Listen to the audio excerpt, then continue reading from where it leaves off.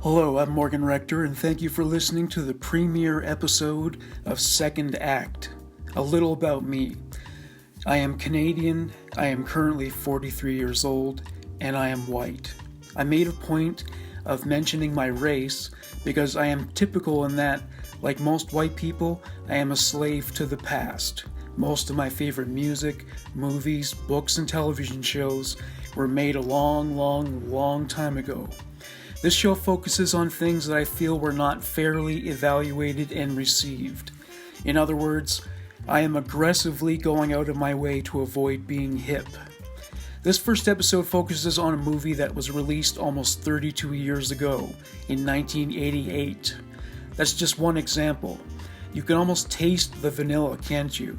Compare me to white bread if you must, but you can't say Tapeheads has aged like bread. Though it is dated, it holds up as a time capsule of pop culture in the 80s, as it pertains to music videos and their cultural implications. That's a pedantic and pretentious way of saying that if you liked what the 1980s had to offer, you just might like this film. If you were alive in 1988, I was 11 years old at the time, and at least 16 years out of the playpen, you would understand it. I didn't understand it until I was in my 30s, when I found an old beat-up copy of it lying around in my apartment building. By my apartment building, I don't mean that I owned it. I just lived there. If I had owned it, I wouldn't have stooped so low as to watch movies that were left lying around like garbage. Hey man, I was poor. Now on to this episode about Tapeheads. Genre, comedy. It was released in 1988. It was written by Bill Fishman and Peter McCarthy. It was directed by Bill Fishman. It was produced by Peter McCarthy and Michael Nesmith, former member of the Monkees. It stars John Cusack and Tim Robbins.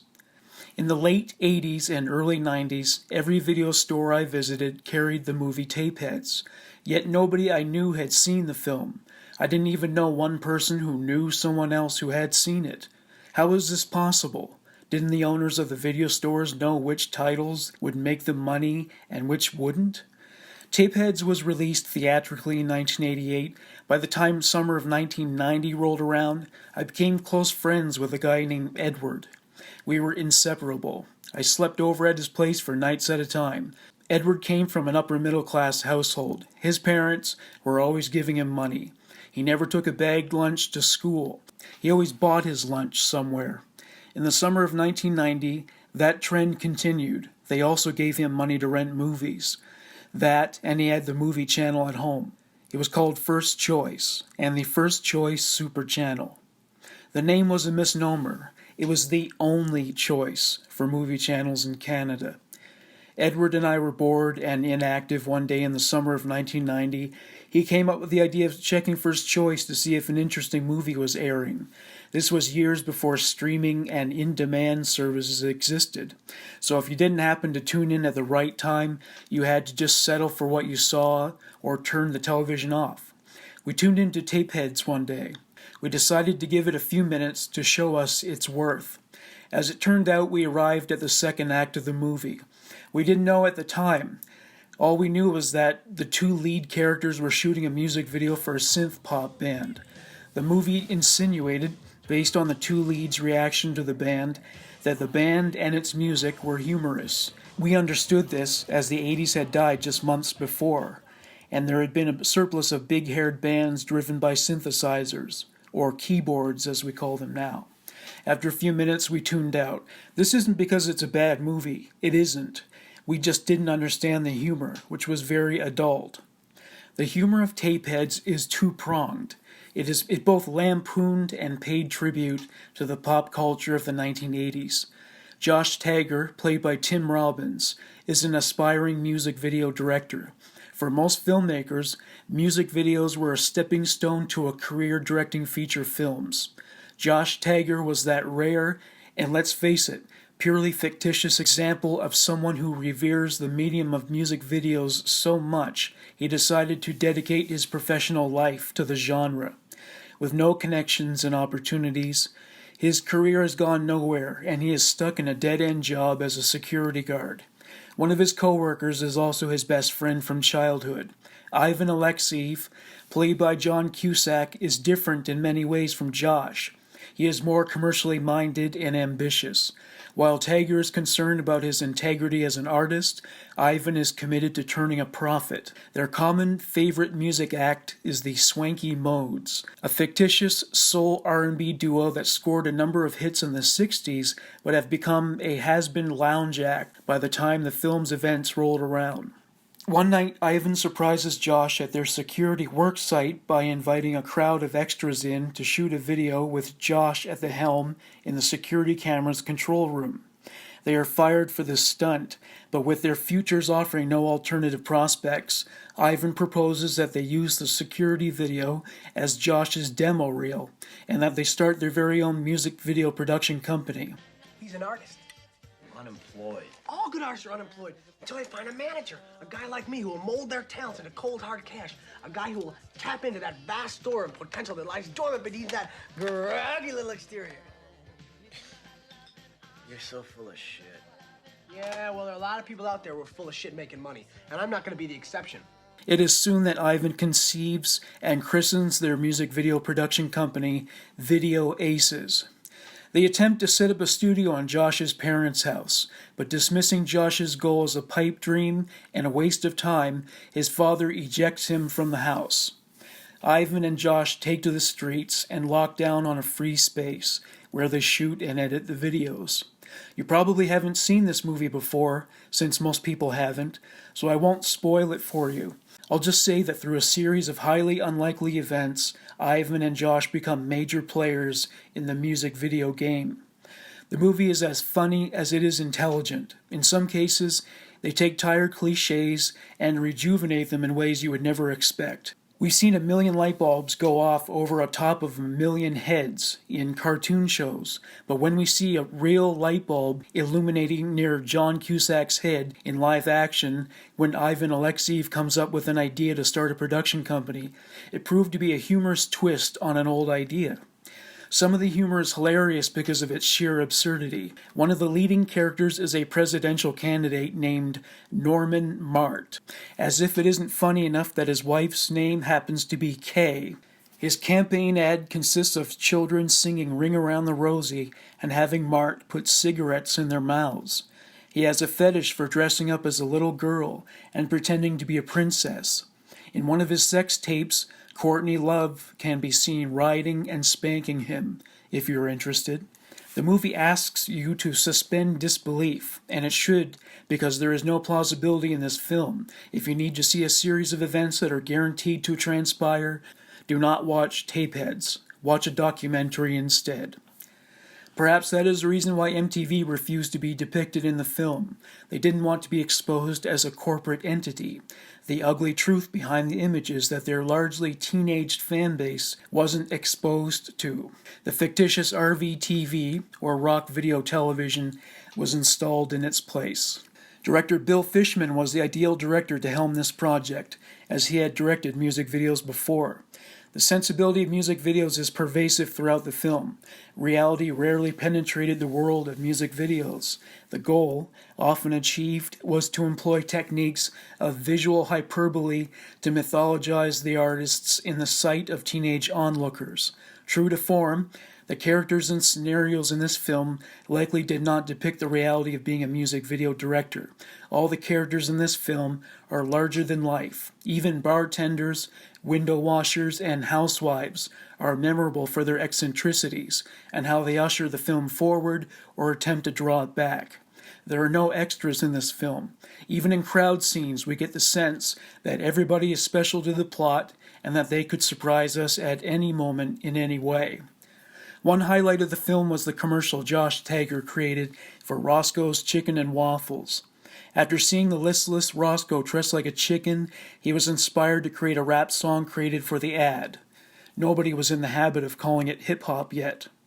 It's longer than the average commercial, but it's more effective at catching your attention. Here is the soundtrack. Yo, friends, check this out. Roscoe's the name, and they call me the king. Grandmaster of the chicken and the waffle thing. I sit now, read my lips, and friends, don't miss a word. Cause the grandmaster's gonna give you the bird. Come to Roscoe's Smoking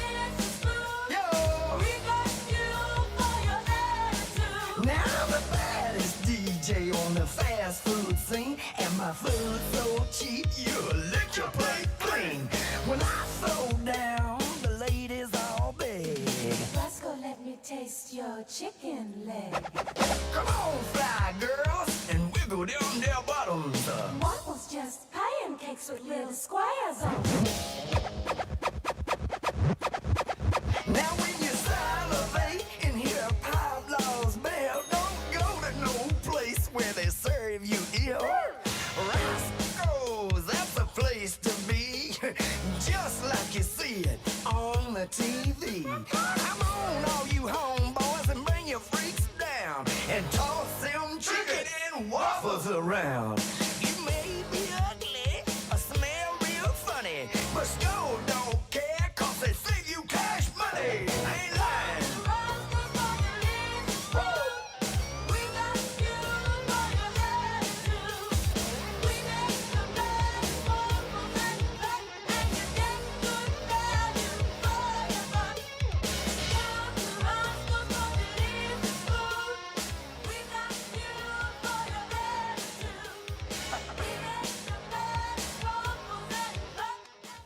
Some real-life musicians are featured in cameos, though they are not usually identified by their real names.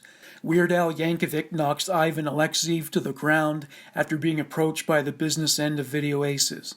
Rapper Dougie Fresh appears as a record label receptionist, too busy beatboxing to acknowledge Ivan Alexiev as he hands him a copy of Josh Tagger's demo. Ted Nugent forcefully removes Alexiev after he sneaks into a business meeting. Don't worry, Nugent doesn't express his political views in this movie. Junior Walker plays one half of the Swanky Modes.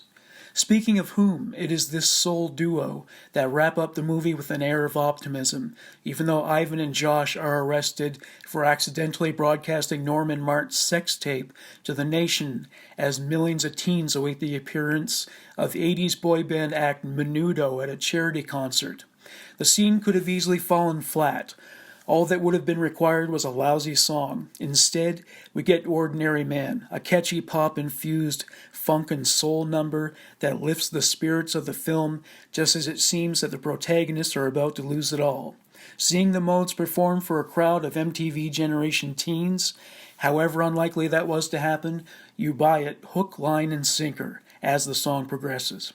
The scene conveys the joy of music and the images that accompanied it during that era when video killed the radio star.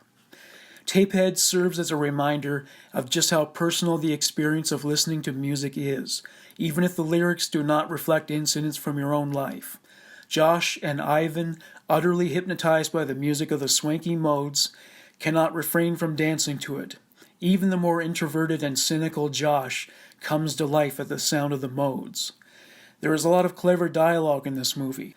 One example occurs when Ivan's Conan the Barbarian impersonator father is informed about his son's aspiration to climb to the top of the music video production heap. Video is the future. You can't lose.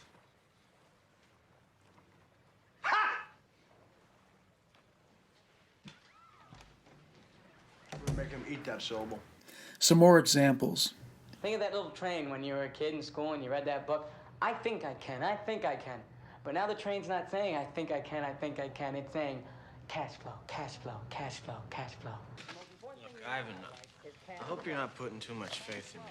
I don't even know if If, instant failure, fear, false evidence appearing real. We've talked about this.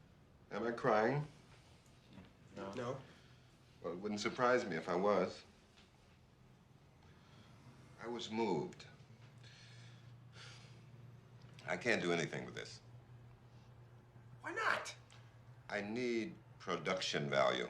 Well, what kind of production value did you have in mind for no money? There's only one thing that adds real production value. What's that? Tits and ass. Dick, don't be a cunt. Let's buy him a beer. You with it. 2 more. Sorry, guys. Brothers against drug driving? They've been busting my ass. You gotta perform a sobriety test. All right. Close your eyes. Real tight. No peeking. Now recite the alphabet backwards. Skipping all the vowels and give me the sign language for each letter as you pass by. ZYXWVTSRQPNMLKJHGFECB. A music video would broaden your demographics while retaining your integrity. Yeah, we can get you on RVTV. TV? Who wanna see us? Look at him. He's ugly. Don't worry about that. There are a lot of people out there who are ugly, who are making serious money. There might be 5 video stores left on Earth at this point.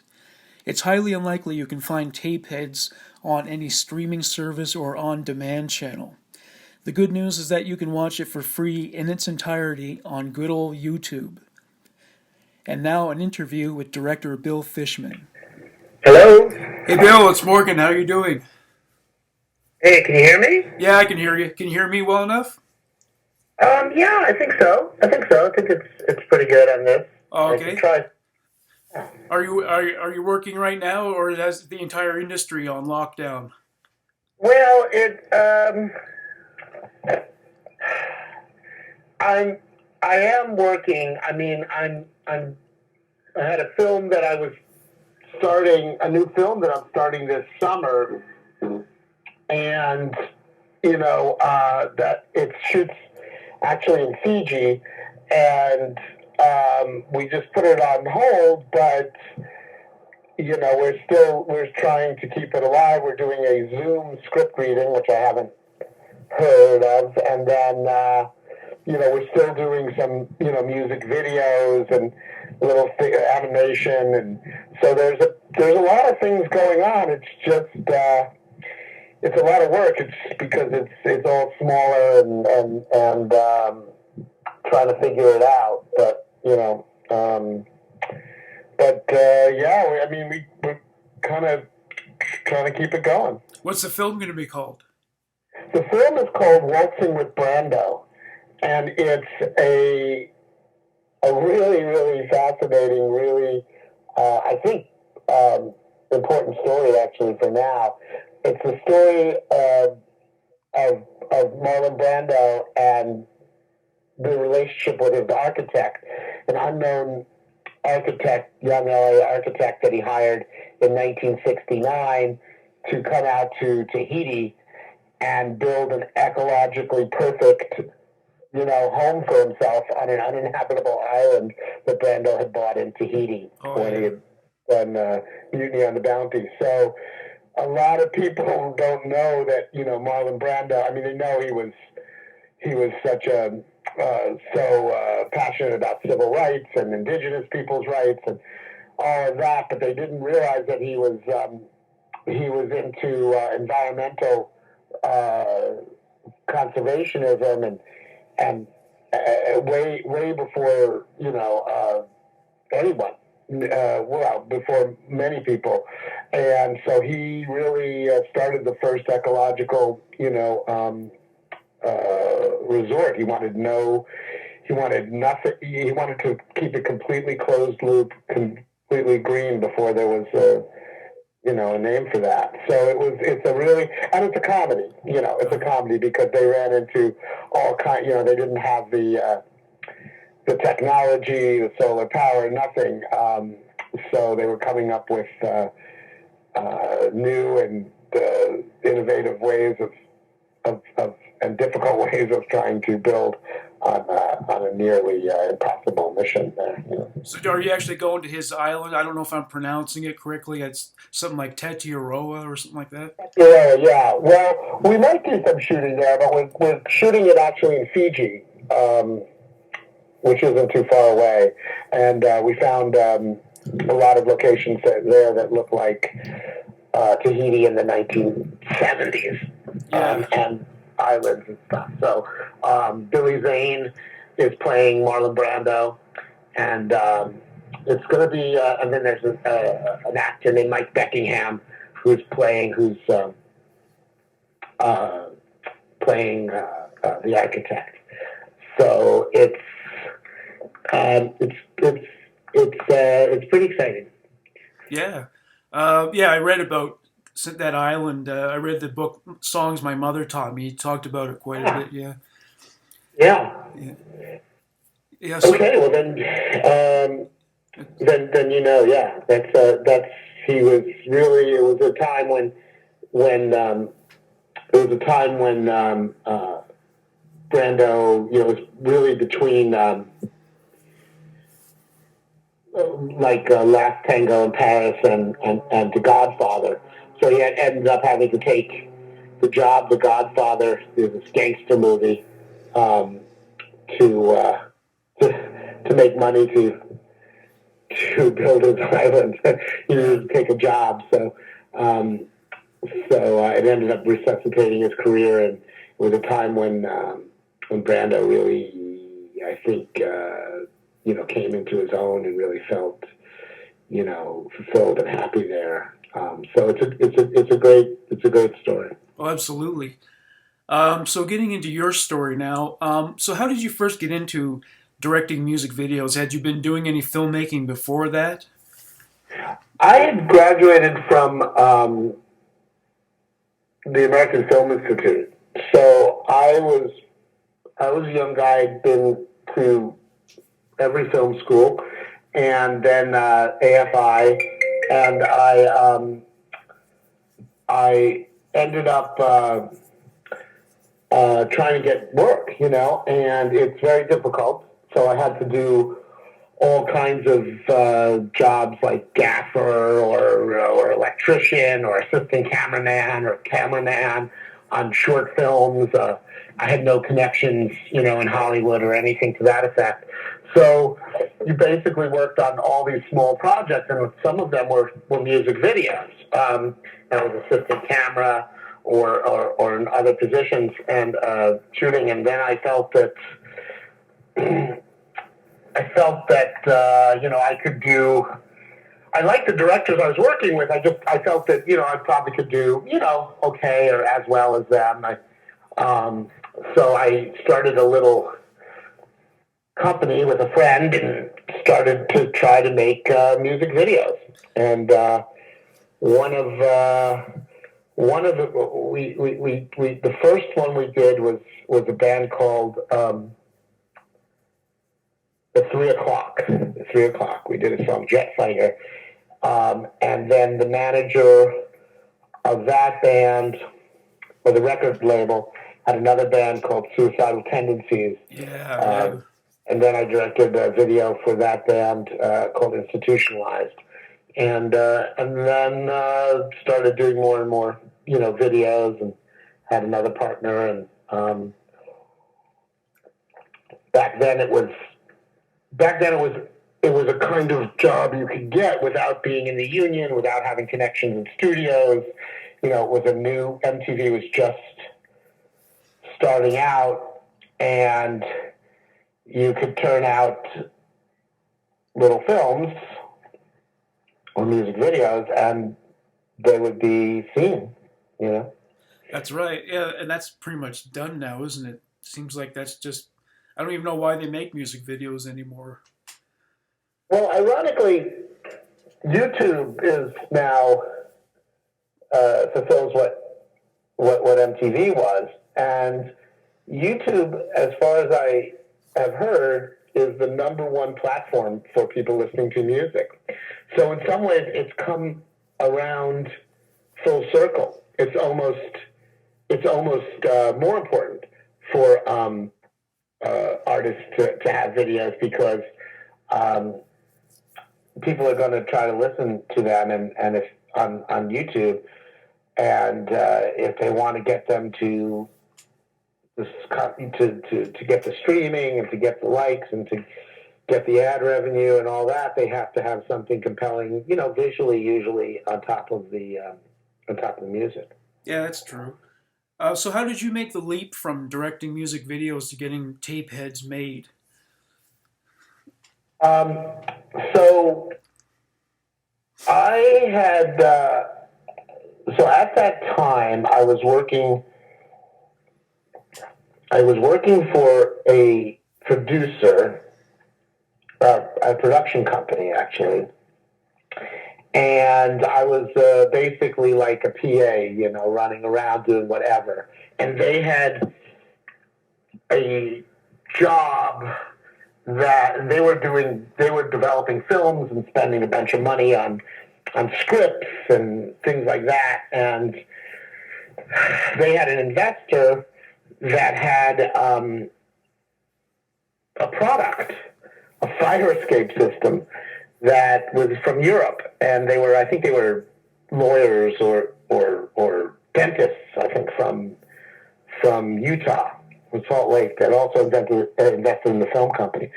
So they said, Bill, you know what? We have to do this industrial film, and nobody wants to do it. So we want to send you to Spain to shoot some interviews with this to do this industrial film.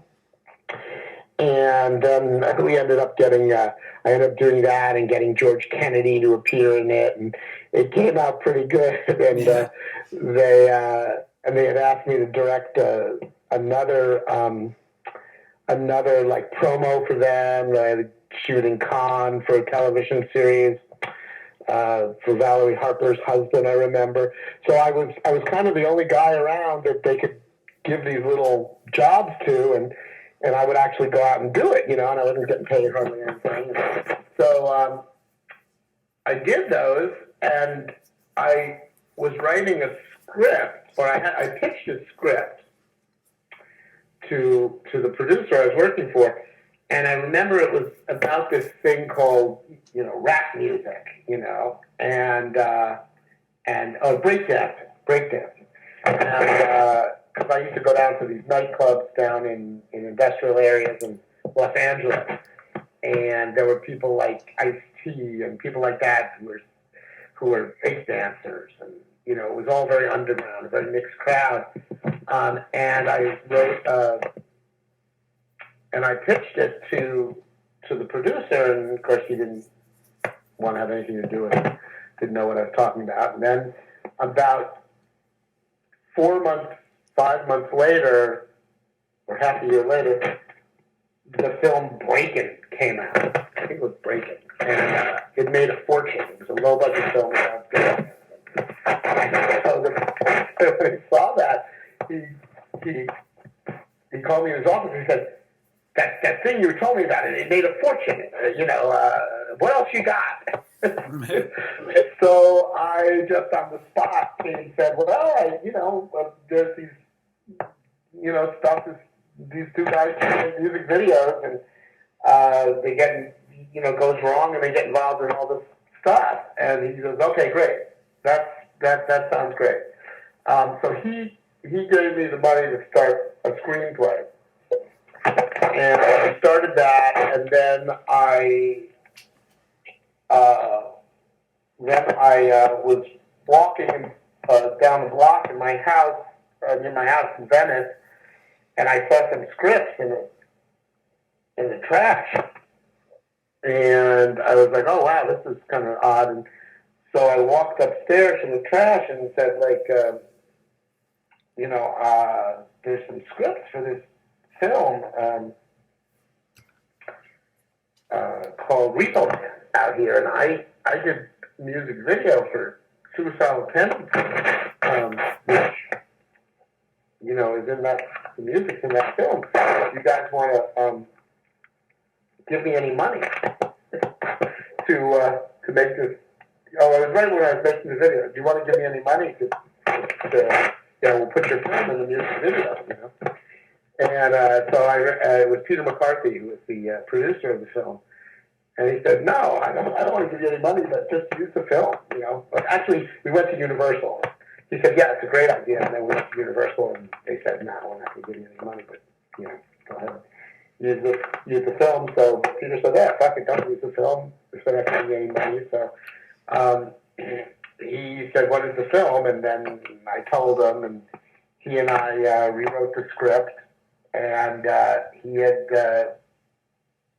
given it to Michael Nesmith, who was one of the monkeys who produced the film Repo Man. And Michael read it, and right when we finished it, and Michael was like, I invented MTV. I was the first one to do this. Yeah, it's true. I want to make this movie. So he, and then the other producer that that had given us money was interested in the.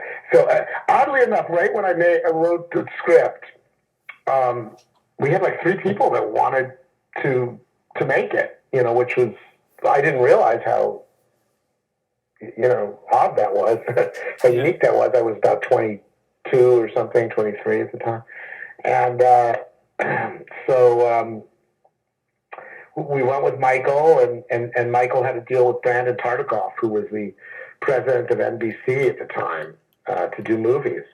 And Brandon had us over and, read the script, and we worked with him at his house. He was terrific executive, the best I've ever worked with. And, they were totally supportive, and we ended up making the movie with NBC. Oh, yeah, and so in terms of Peter McCarthy's contributions to the script, so did you both write dialogue and scenes, or was it like one of you contributed more than the other? Or?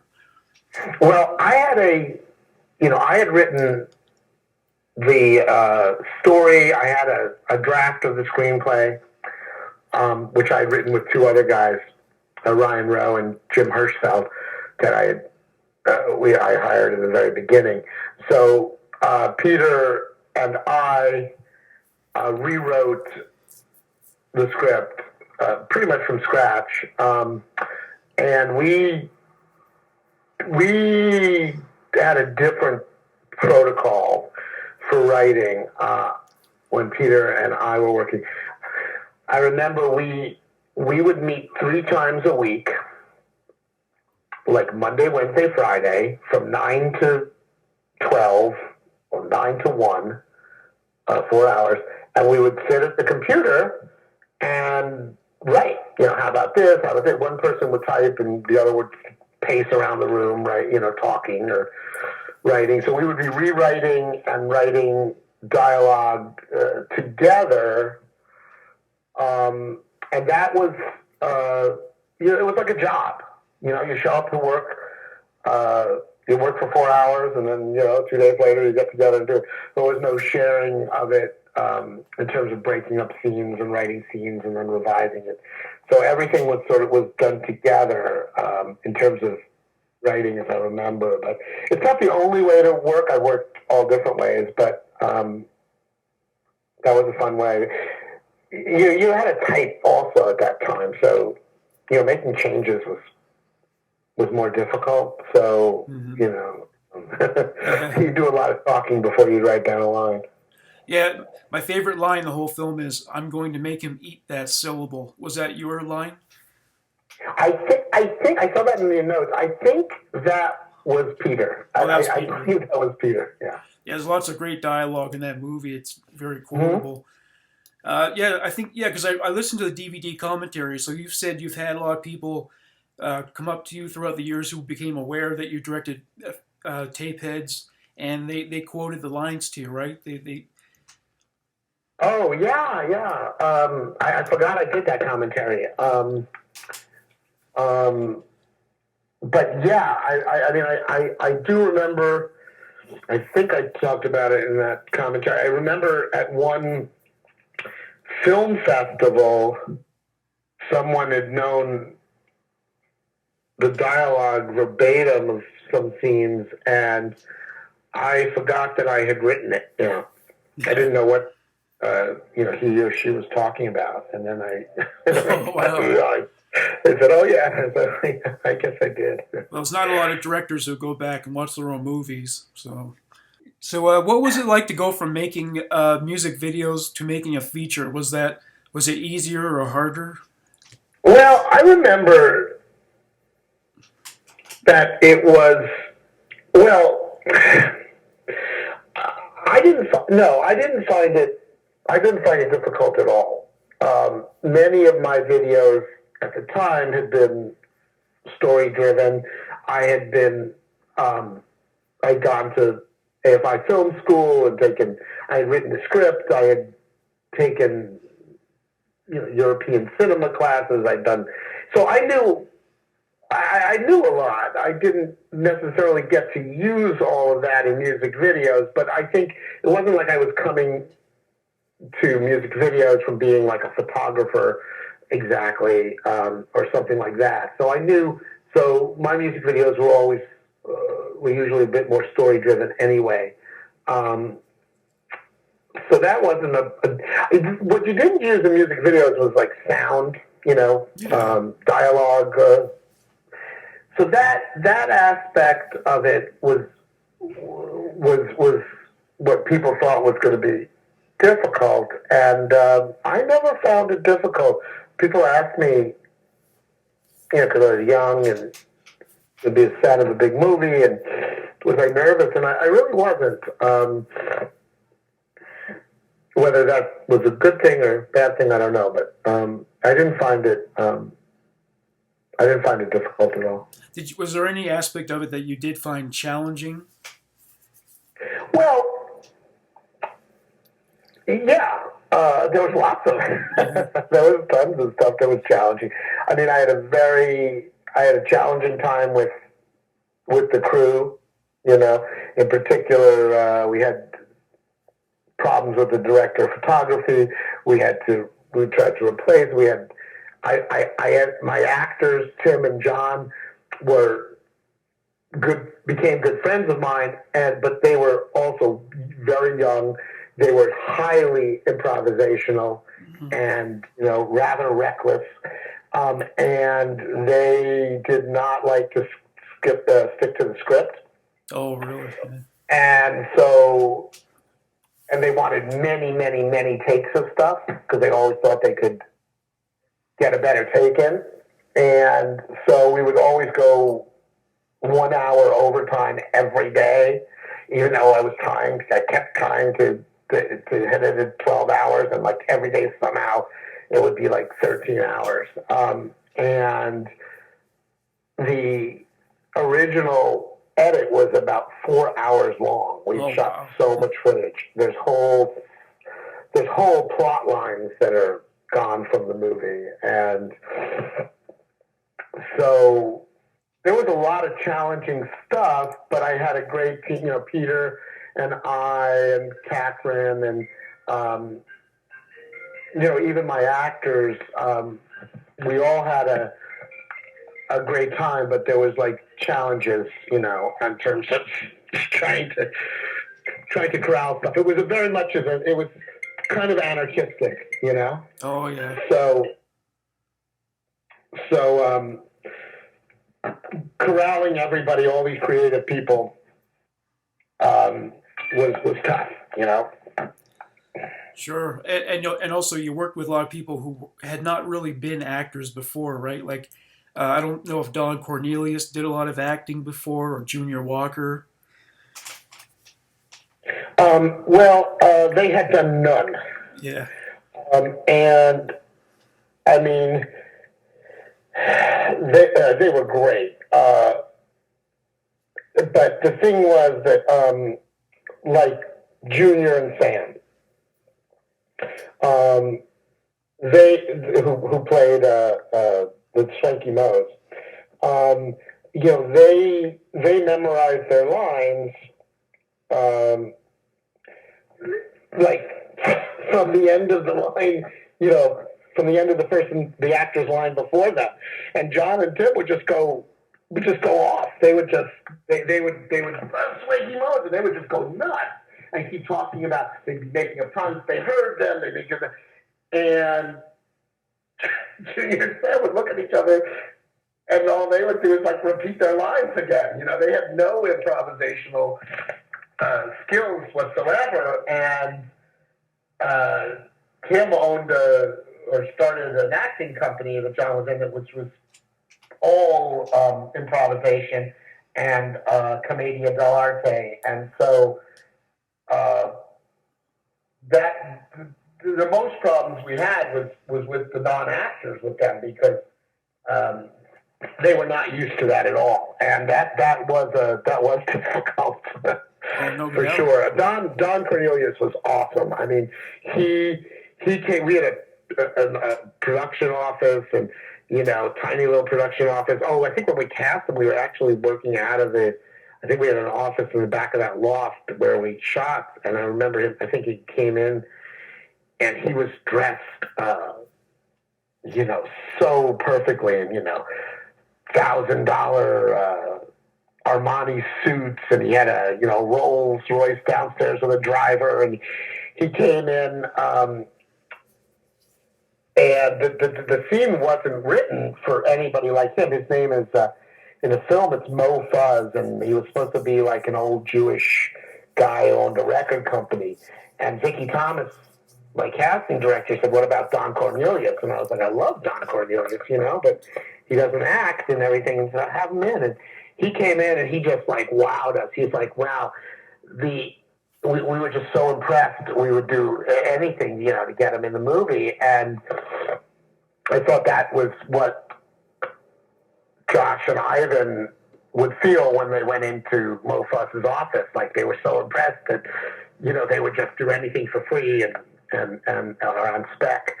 And so I wanted that. So I just said, "Hey, can you just come and just be yourself, just be yourself and wear that same outfit." Because we don't have money to buy suits, $3,000 suits like that. So can you just, he was kind of smiling like, "Yeah, okay, I'll bring my wardrobe." Yeah, and it's interesting the dynamic that exists between Mo Fuzz and Ivan Alexei, because actually they're very similar. They're both they both exploit people, and so it did depend on getting the right actor for that scene. Yeah, he was great. I love Don, and he was awesome. And again, that was completely, even though I loved him growing up, that was completely Vicky's idea for casting. So I'm curious about why the film didn't make a lot of money. I mean, I was around back then. I don't recall seeing the trailer on TV. Did it get a very limited release? Was that the problem? Well, there was a lot. There was the distributor was there was a ton. There was so many problems with it. We had always thought. I mean, it came out before like Wayne's World, and we thought that was, it was that, probably, we were hoping to have that kind of potential, and so there was. What happened was we started making the film for NBC had sold the distribution rights to Dino De Laurentiis. It's called De Laurentiis Films, and they started going out of business before we were even finished, and we were worried. We were like, should we be delivering the film to this company? Like, what's going on? And bringing in new people, marketing people, and every time we would go in there, we'd see other people emptying their desks, and we would be like, well, what's going on? And eventually, the film was sold to a different company, Kay Brokaus Company, which is Avenue. I think it was their first or second film. And, the release was plagued with all kinds of problems. What had happened was I remember we went up to they had planned on a limited release, like 70 theaters or something, and we showed the film at the Toronto Film Festival, and at a midnight screening, and Roger Ebert was there, and Roger Ebert, yeah. And there was it was so well received. People were laughing so loud, no one could hear the lines, that the distributor was like, we got to double this. We got to double the amount of theaters immediately. So they ended up like doubling the amount of theaters, but then they couldn't get. On short notice, they couldn't get the theaters. So they would sometimes play in two theaters in the same multiplex, and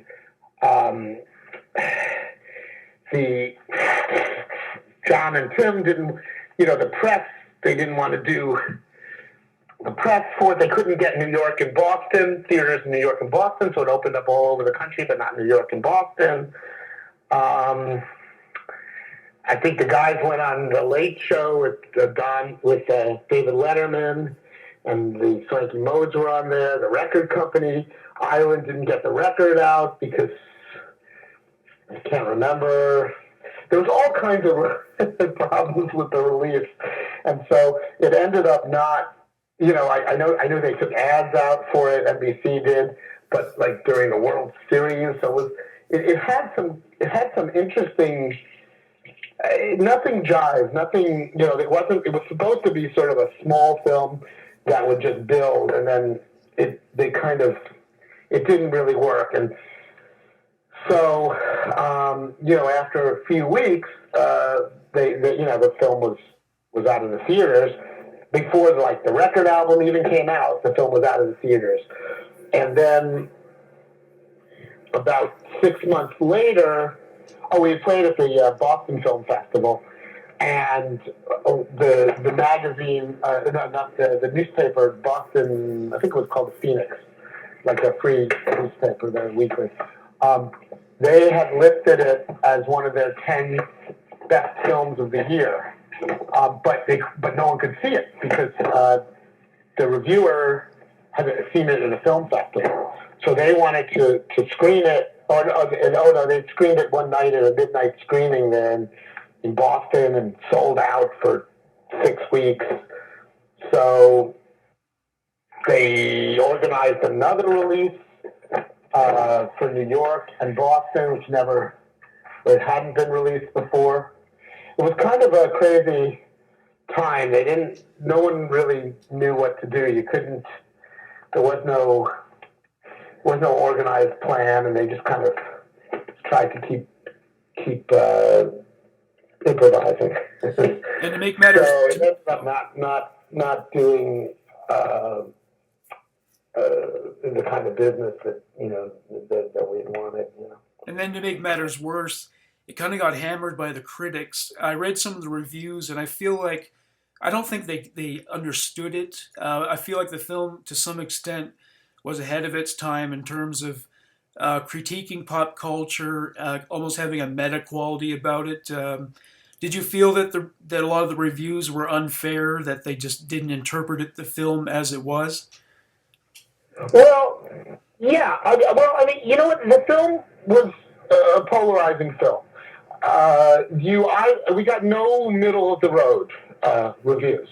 They either loved it or they hated it. But when they didn't like it, they were really angry. And then some, loved it. We got, we thought we were going to get loved by the Village Voice, but we didn't. But the New York Times loved it. And similarly, so it actually got some great reviews, as I said, from people we know, from some reviewers that we thought we were going to get hammered by, and the ones we thought we were going to get hammered, the ones we thought would love it, hammered us. So I think the thing about the film was people didn't get it. A lot of it. Some people did, but the reviewers that got it gave it really, really good reviews. They got it.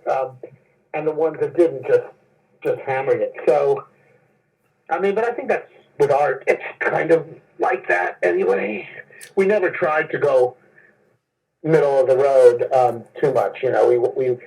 We tried to play both sides of the road, to be at one point satirical and other times really have genuine love for the people that we were lampooning at times. Yeah, one thing I remember was that in the video store era, it seemed like, at least for 3 or 4 years, that Tapeheads was in every single video store I ever went to. It seemed to do really well in video and on movie channels at the time. My history of being a fan was that I saw a scene when I was like 13 years old. This was in the summer of 1990. My friend and I tuned into the scene where Cube Squared are having their video shot. We didn't understand the movie, but it was just because of our youth. We just didn't. it's very adult humor in a way. But then in my 30s, last decade rather, I found an old copy of the VHS tape in my building. Some people would leave stuff like that around, and I watched and I found myself being very much entertained. I thought this is a really funny movie, very intelligently written, and I was just surprised that it didn't do better. So, do you have any sense of how big the cult following is? I mean, it did come out on DVD, so there are people who remember it, and I mentioned earlier people quoting it to you. Do you have any sense of how many people still enjoy the film? I don't. Sadly, I mean, I don't. I know that there was a revival a couple of times. That they wanted me to show it here at the Regent Theater, which is Quentin Tarantino's theater here in Los Angeles, and they want to show it on 35 millimeter. And I had a print of it, and but it's deteriorating so badly that it was hard to watch.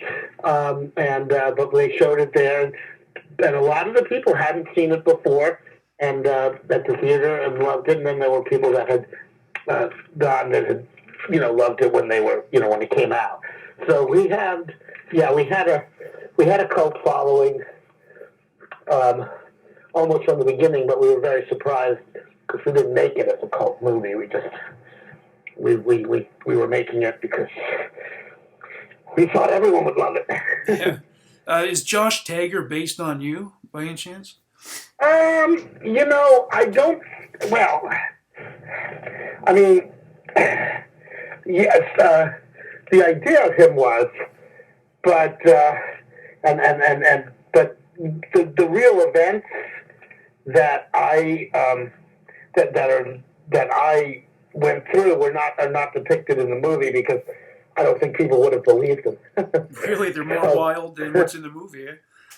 Yeah, I thought what I wrote was more palpable than what really happened. So we created new scenarios, for them to. But there was some fun things. I remember I took Tim and John to like the MTV Movie Awards before, when we were just rehearsing, and they would go up to artists just backstage and try to get them to hire them to do music videos. They'd say, "We're video aces," they go in character, and most of these artists thought that they were crazy. Yeah. So I noticed that this is interesting. I noticed that Ivan is constantly eating in the film. One scene he's got Doritos, another he's got a banana, another one he's got a burger. Was that meant to be some kind of metaphor? Yeah. I mean, he had a voracious appetite for everything. And so, that was, I don't know, I can't remember if that was something that John, I think it was in the script, but that was the reason, yeah. And the film seems to be both a satire and an homage to the pop culture of the 1980s, with particular reference to the influence of music videos. Was that what you were aiming for, or was it one or the other? No, it was both. Yeah. And how did Menudo feel about the inclusion of them in the plot? I never heard from them, I don't think. No. I mean, I'm trying to think if there might have been another band, before that I had used in the original script and then changed it to Menudo. I'm not sure why. I remember they were very popular, and they were put together by someone, and that was the antithesis of what we wanted. So we used them and then as a construct. But you never see them or anything. So I don't know how they felt. And I think you mentioned in the DVD commentary that you directed the video that Josh and Ivan are watching in that bar. Was it something you just made for the movie, or was that a video you directed before the film? No, that was a video I directed, and I was trying to think of a video that, was kind of, pointlessly sexist, and I think I did that video, and I think I made it a little. I think it was a parody anyway. When I had done it, I don't know if the artist ever understood that it was a parody, but I did it with that same. So that was kind of me making fun of myself, but it was very meta because I knew when I was making that video that I was doing a parody of the videos I was making. And if you could go back in time and change one thing about Tapeheads, what would it be? I was thinking about that, and I think casting is really possibly the most difficult part of filmmaking to me, because you can only hire one actor in general for a role, and it always comes down to either several actors or a couple of actors, and you never really know if you're making the right choice. One actor is better at one thing, the other actor has a quality about another thing that you like, and it's not a science. And I remember that Katie Boyer, who played Belinda, came in, and she was sort of the most serious actress in terms of how she took the role. She had an earnestness. And there were other, I think, really, great actresses that, for the role. There was, I remember like Kate Hudson and Bridget Fonda. There were other, actresses that I really liked, but I remember Tim really vibed with Katie because I had him reading the role with her. He really wanted her, and I thought that vibe would translate. And she did a terrific job in the movie, but in fact it didn't translate, and they were just not vibing. I reshot a scene on Saturday, and so I think, had I to do it again, I might have cast. I wouldn't have gone with the initial response of the actor as sort of my decision making, and I might have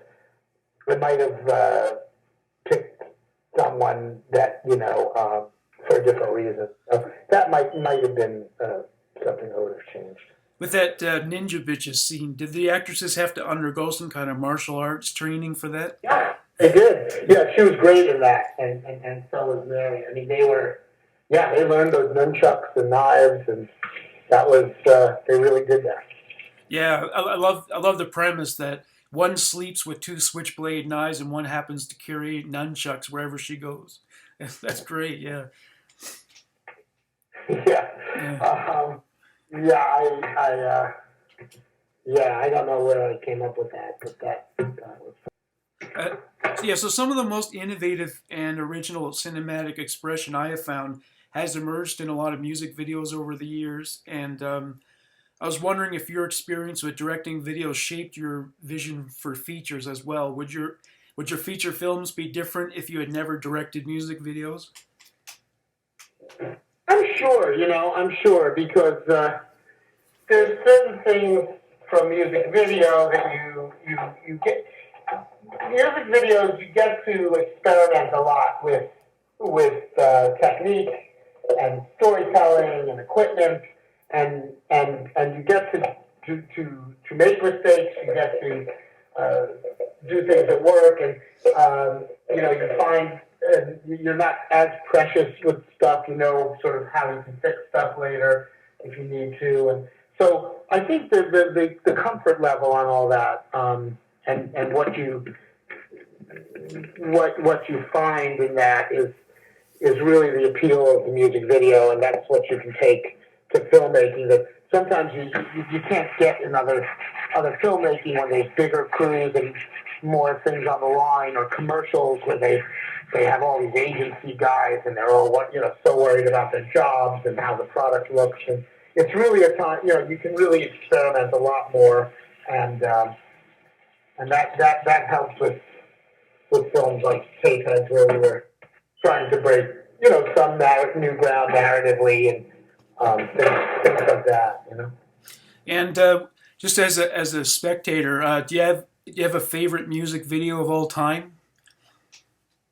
No, I don't. I mean, I don't have favorite music video or favorite film. I mean, there's many that I really like. I mean, I remember when Michel Gondry started he's directing music videos, and I found his videos always exciting and interesting and innovative and funny, and he was really masterful with all the special effects that he would create. So I remember he was when he was doing music videos, I always look forward to seeing what he was doing, and then of course other ones too, but mostly, a lot of times it's about an artist, a lot of times it's about the director. It's always different. Did you like Thriller? Thriller, the music, the Michael Jackson? Yeah. Video? Yeah, I love that video. I mean, it was always a really odd video to me because,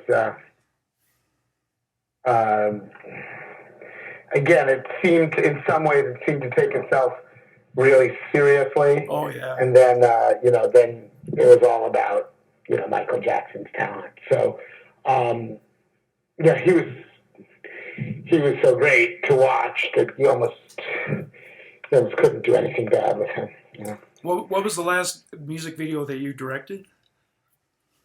I mean, I directed many videos. I still do, and I have other directors that I rep to do videos. And the last one I did that I thought was really interesting was about 5 or 6 years ago, and it was for the band Counting Crows, and it's called.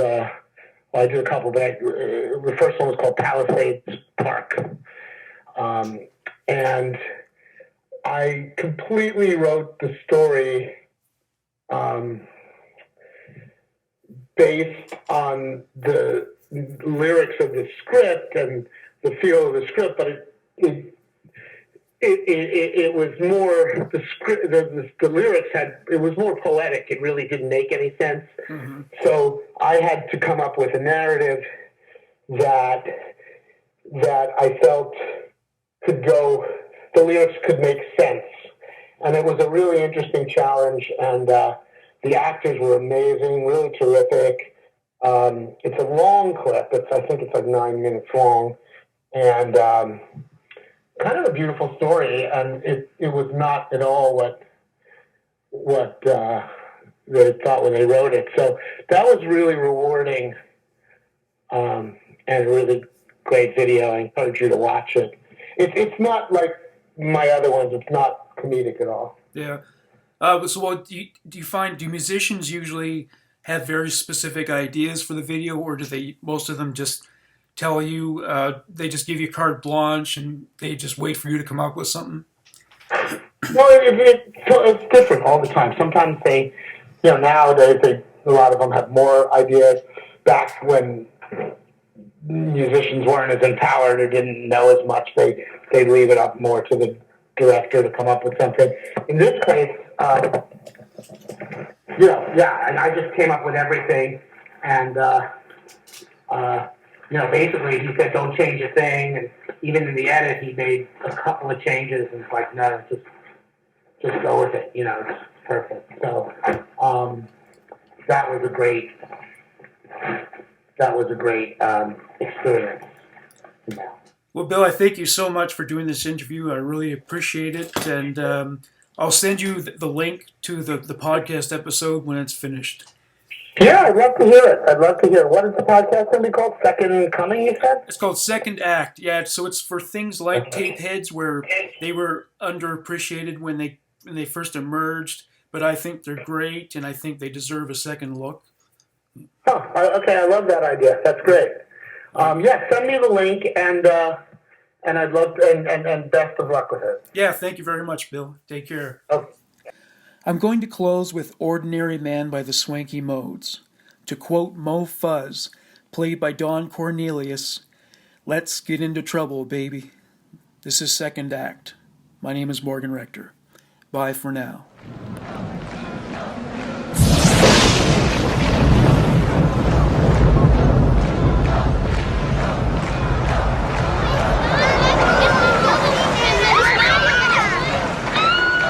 I love these guys.